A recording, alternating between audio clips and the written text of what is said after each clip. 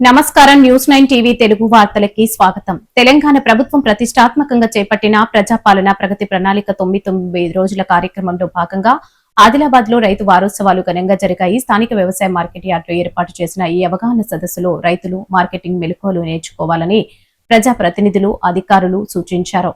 ఆ వివరాలు చూద్దాం.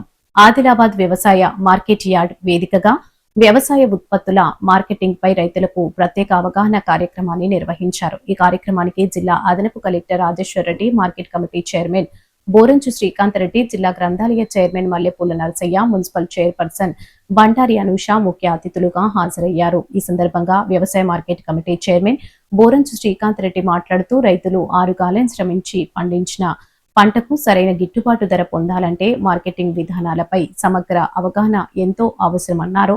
ప్రభుత్వం అందిస్తున్న మార్కెట్ సదుపాయాలను, గిడ్డంగులను, నిల్వ సదుపాయాలు, ఎప్పటికప్పుడు మారుతున్న ధరల సమాచారాన్ని రైతులు పూర్తిగా సద్వినియోగం చేసుకోవాలని ఆయన పిలుపునిచ్చారు. అనంతరం జిల్లా అదనపు కలెక్టర్ రాజేశ్వర్ రెడ్డి మాట్లాడుతూ మార్కెట్ వ్యవస్థపై రైతులకు అవగాహన కల్పించేందుకు ఇలాంటి కార్యక్రమాలు ఎంతగానో ఉపయోగపడతాయని అన్నారు. రాష్ట్ర ప్రభుత్వం రైతుల సంక్షేమం కోసం తీసుకుంటున్న ప్రత్యేక చర్యలను మున్సిపల్ చైర్పర్సన్ అనూష వివరించారు. ఈ అవగాహన కార్యక్రమంలో మార్కెట్ కమిటీ సభ్యులతో పాటు వ్యవసాయ శాఖ అధికారులు, మార్కెట్ యార్డు సిబ్బంది, వ్యాపారులు మరియు భారీ సంఖ్యలో రైతులు పాల్గొన్నారు.